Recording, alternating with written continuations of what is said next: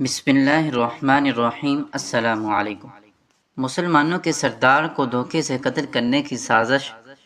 دروان یہ سن کر کہنے لگا، ان میں کون سا ہیلا چل سکتا ہے؟ ہیلا اور فریب تو خود ان کے ساتھ مخصوص ہے۔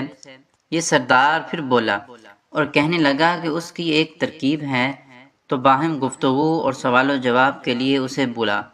جس وقت تم دونوں علیحدہ کسی جگہ میں تنہا ہو جاؤ تو جلدی کر کے اس کا گلا دبا لے اور اپنے آدمیوں کو جنہیں پہلے ہی اس کام کے لیے گھاٹ میں بٹھا دیا ہوگا آواز دے۔ دروان نے کہا، میں کسی ترکیب اور طریقے سے اس تک نہیں پہنچ سکتا، اس لیے کہ وہ نہایت بہادر اور سخت آدمی ہے، ان تک پہنچنا نہایت مشکل امر ہے۔ یہ کہ نہ میں ان سے بات کر سکتا ہوں، نہ ان کا شکار مجھ سے ہو سکتا ہے۔ سردار پھر بولا اور کہا، اچھا، میں ایک ایسی بات بتلاتا ہوں کہ اگر تو نے وہ کر لی تو ان کے سردار تک پہنچ جائے گا اور تجھے کوئی ضرر نہیں پہنچے گا۔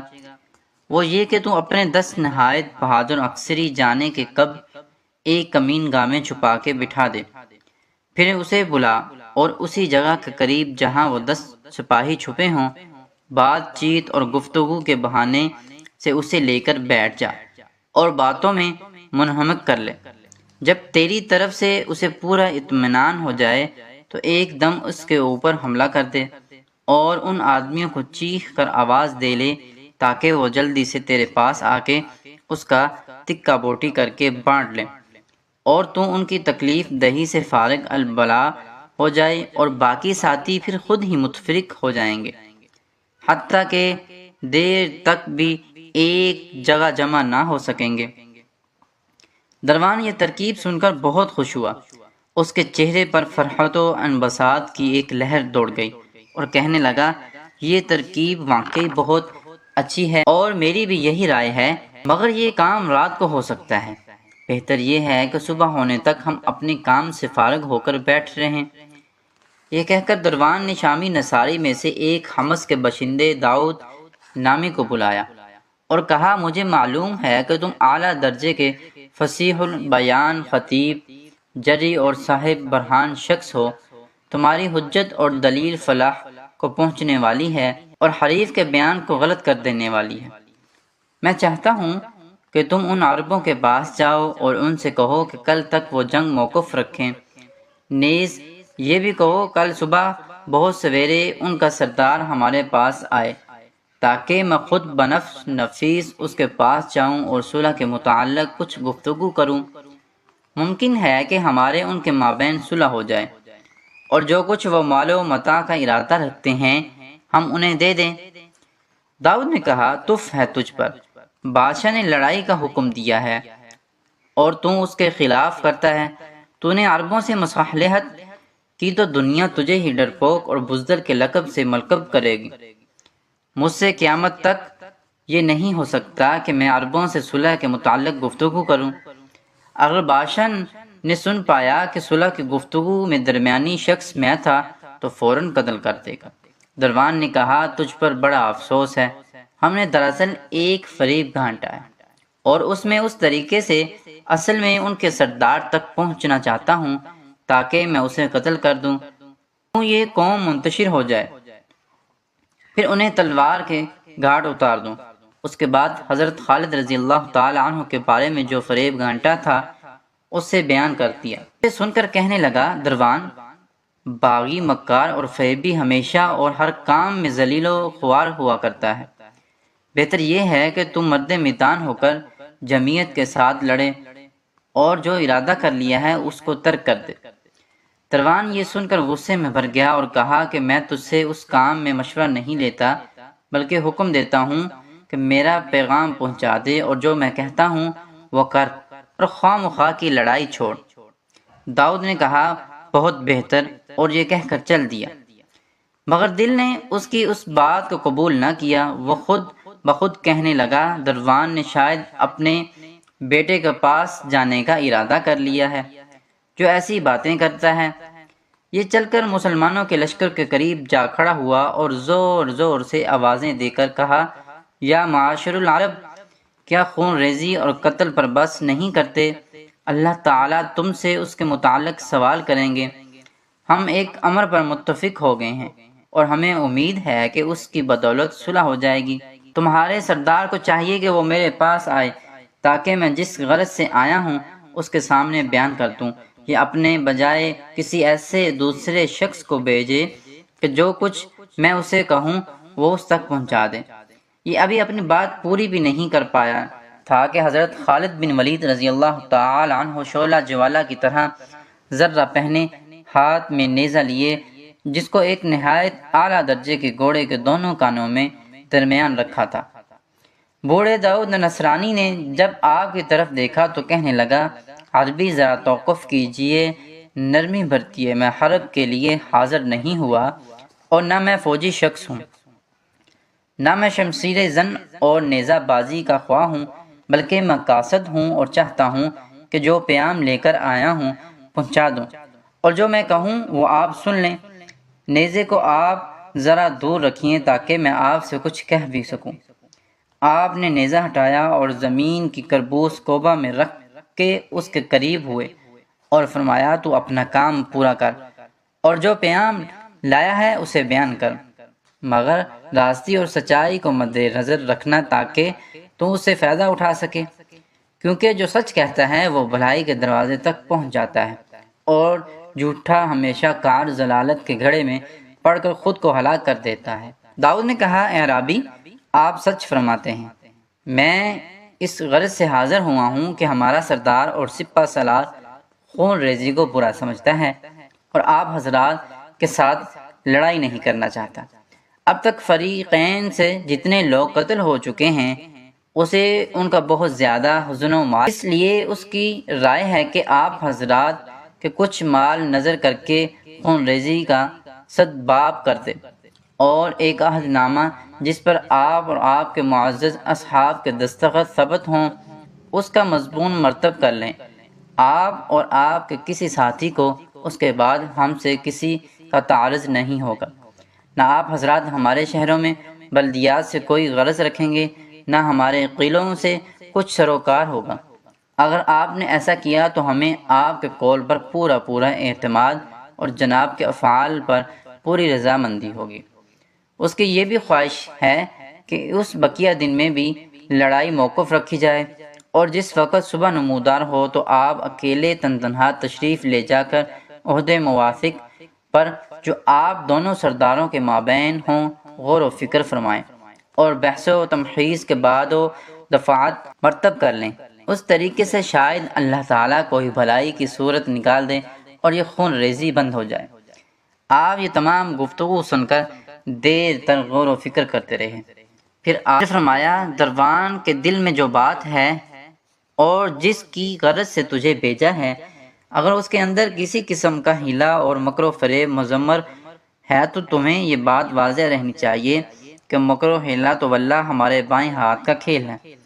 شاید اس فن میں ہمارے برابر کوئی شخص پیدا کیا گیا ہو اور ایسی باتیں کر کے خود موت کے منہ میں جانا چاہتا ہے اور دغا مکر و فریب کی بدولت اپنی اور اپنی تمام جمعیت کی بیخ کئی کر کے اپنی آرزوؤں کا خون کرنا چاہتا ہے۔ ہاں، اگر اس کا یہ قول حق و صداقت پر مبنی ہے تو میں تمہارے اسلام قبول کرنے کے بغیر یا جماعت روسائے اور اولاد کی طرف سے جزیہ ادا کرنے کے کسی تیسری بات پر مصالحت نہیں کر سکتا۔ رہا مال، سو مجھے اس کی خواہش نہیں، ہاں البتہ مال اسی طریقے پر لے جا سکتا ہوں جس کا میں نے ابھی تذکرہ کیا ہے۔ اگر ہر سال کے شروع میں بطور جزیہ کے مال دیا جائے۔ داؤد، جسے حضرت خالد رضی اللہ تعالی عنہ کی گفتگو ناگوار معلوم ہوتی تھی، کہنے لگا، تمہاری خواہش ہی کے مطابق ہوگا، مگر جس وقت تم دونوں حضرات ایک جگہ بیٹھ کر گفتگو کرو گے تو آپ کے مابین تصفیہ ضرور ہو جائے گا۔ اچھا، میں اجازت چاہتا ہوں۔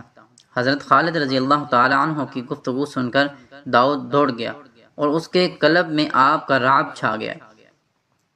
خود ہی خود دل میں کہنے لگا، عربی سچ کہتا ہے اور خدا کی قسم میں جانتا ہوں دروان قتل ہو کر رہے گا اور اس کے بعد ہمارا بھی نمبر ہے۔ بہتر اسی میں ہے کہ میں عربی سے سچی بات کہہ کے اپنے اور اپنی اولاد کی لیے امان مانگ لوں۔ یہ سوچ کر آپ کی طرف متوجہ ہوا اور کہنے لگا، عربی بھائی، مجھے میرے سردار نے جو کچھ تلقین کیا تھا اس میں سے ایک بات کہنا بھول گیا۔ آپ نے فرمایا، وہ کیا؟ اس نے کہا، آپ کو ہوشیار رہنا چاہیے اور اپنی جان کی حفاظت کرنی چاہیے، کیونکہ دروان نے دراصل آپ کے لیے ایک مکر گھانٹا ہے۔ اس کے بعد اس نے تمام قصہ بیان کر دیا اور کہا کہ میں اپنے اور اپنے اہل و عیال کے لیے آپ سے امان مانگتا ہوں۔ آپ نے فرمایا، اگر تو قوم میں مخبری نہ کرے اور کسی قسم کا عہد و پیمان کر کے غداری نہ کرے تو تیرے اہل و عیال اور مال کے لیے امان ہے۔ داؤد نے کہا، اگر میں غداری کرتا تو تمام قصہ کیوں بیان کرتا؟ آپ نے فرمایا، رومیوں کے ان 10 آدمیوں کے کمین گاہ کے لیے کون سی جگہ تجویز ہوئی ہے؟ داؤد نے کہا، لشکر کے دائیں طرف ریگ کے ٹیلے کے قریب۔ پھر اس نے اجازت چاہی اور چلا گیا۔ دروان کے پاس پہنچ کر اس نے حضرت خالد بن ولید رضی اللہ تعالی عنہ کا جواب بیان کیا۔ دروان سن کر بہت خوش ہوا اور کہا، مجھے اب سلیب سے امید ہے کہ وہ مجھے مظفر و منصور کرے گی۔ 10 بہادر اور دلیر شخصوں کو بلا کر اس نے حکم دیا کہ وہ پیدل ہو کر جائیں اور کمین گاہ کے اندر چھپ رہیں۔ ادھر حضرت خالد رضی اللہ تعالی عنہ لوٹ کر چلے تو آپ کی ملاقات حضرت ابو عبیدہ رضی اللہ تعالی عنہ سے ہوئی۔ انہوں نے آپ کو ہنستا ہوا دیکھ کر فرمایا، ابا سلیمان کے نیند حضرت خالد، خداوند تعالی جل جلالہ ہمیشہ تمہیں ہنستا ہوا ہنسی خوشی رکھے، کیا بات ہے؟ آپ نے وہ تمام قصہ جسے نصرانی سے سنا تھا بیان کیا۔ حضرت ابو عبیدہ رضی اللہ تعالی عنہ نے فرمایا، پھر تمہارا کیا ارادہ ہے؟ آپ نے کہا، میں انشاءاللہ تنہا جاؤں گا۔ حضرت ابو عبیدہ رضی اللہ تعالی عنہ نے فرمایا، ابا سلیمان، مجھے اپنی جان کی قسم، تم ان سب کو کافی ہو، مگر باری تعالیٰ نے یہ کہیں حکم نہیں دیا کہ جان بوجھ کر معرض ہلاکت میں پڑ جاؤ، بلکہ باری تعالیٰ مجدہ فرماتے ہیں، جتنی قوت اور گھوڑے ان کے مقابلے کے واسطے مہیا کر سکتے ہو کرو، تاکہ اس سے اللہ اور تمہارے دشمن پر تمہاری دھاک بندھے۔ دشمن نے تمہارے مقابلے کے لیے 10 آدمی تیار کیے ہیں، اس طریقے سے وہ 11واں شخص ہے۔ مجھے اس لائن سے تمہارے متعلق اس وقت اطمینان نہیں ہو سکتا جب تک تم بھی اس کی طرح 10 آدمی متعین کر کے ان کی کمین گاہ کے قریب نہ چھپا دو، کیونکہ مخبر نے ان کی کمین گاہ کا پتہ تو تمہیں ضرور دیا ہوگا۔ آپ نے کہا، دیا۔ حضرت ابو عبیدہ رضی اللہ تعالی عنہ نے فرمایا، تو بس اپنے 10 سپاہیوں کو حکم دے دو کہ قریب ہی کہیں چھپ کر بیٹھ جائیں۔ جس وقت وہ لعین آدمی اپنے آدمیوں کو آواز دے تو تم بھی آواز دے لینا، انشاءاللہ تعالی وہ انہیں کافی ہوں گے۔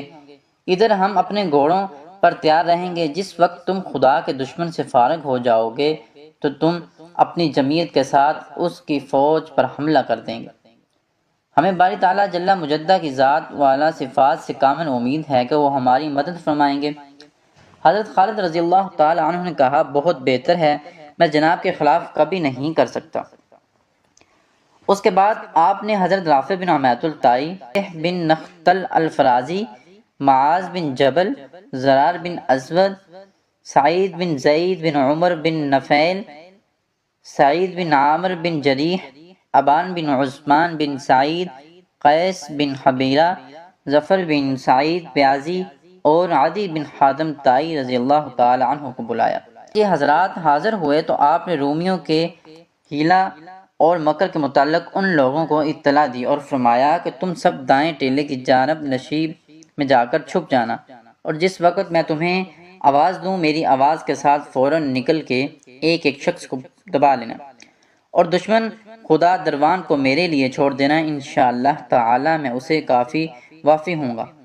حضرت زرار رضی اللہ تعالی عنہ نے کہا، یا امیر، یہ معاملہ زیادہ نازک اور پیچیدہ معلوم ہوتا ہے، شرحد سے تجاوز کر چکا ہے۔ ہمیں ڈر ہے کہ کہیں یہ قوم دروان کو آپ کے مقابلے میں جانے سے منع کر دے اور پھر تمام کے تمام آپ پر ٹوٹ پڑیں اور خدا نخواستہ آپ کو کسی طرح کا نقصان پہنچ جائے۔ اس لیے میں مناسب سمجھتا ہوں کہ ہم اس وقت دشمن کے کمین گاہ کی طرف چل پڑیں، اور اگر ہم انہیں وہاں سوتا ہوا دیکھیں تو صبح سے پہلے ہی ان سے فارغ ہو لیں اور ان کی جگہ پھر ہم چپ کر بیٹھ جائیں۔ صبح جس وقت دروان اور آپ تنہا ملاقات کریں تو ہم بغیر کسی لڑائی اور فتنہ و فساد کے نکل آئیں۔ آپ یہ سن کر ہنسے اور فرمایا اگر یہ ممکن ہو تو ایسا ہی کرو۔ ان 10 آدمیوں کو جو اس وقت تمہارے ہم نشیں ہیں ساتھ لو، میں تمہیں ان پر سردار مقرر کرتا ہوں اور باری تعالیٰ مجدہ کی ذات والا صفات سے امید کرتا ہوں کہ وہ تمہیں تمہارے ارادوں میں کامیاب کریں گے، اور اگر یہ کام ہو گیا تو نہایت خوشی کا مقام اور فعل نیک ہے۔ حضرت زرار رضی اللہ تعالی عنہ یہ کہہ کر میں انشاءاللہ تعالی ان تک پہنچنے کی قوی امید رکھتا ہوں۔ لشکر سے جدا ہوئے ان سب حضرات نے ننگی تلواریں ہاتھ میں لیں۔ حضرت خالد رضی اللہ تعالی عنہ تمام مسلمانوں کو السلام علیکم کیا، دعاؤں کی التجا کی، اور اس وقت 1/3 رات گزر تھی کہ چل دیے۔ حضرت زرار رضی اللہ تعالی عنہ رجیع اشعار پڑھتے ہوئے ان کے آگے آگے چلے۔ میرے میں مجھ سے جن بھی گھبراتا ہے اور میں اس کام میں کوئی نیا نہیں ہوں، افسوس ہے اس شخص پر جس نے ہمیں دھوکہ دینے کو کمین گاہ بنایا، حالانکہ ہم مکر و خدع کو خود جڑ ہیں۔ میں ان کے جہاں میں اپنے مولا کو راضی کروں گا۔ دلیر آدمی خوف کے مقابلے میں ڈرا نہیں کرتا۔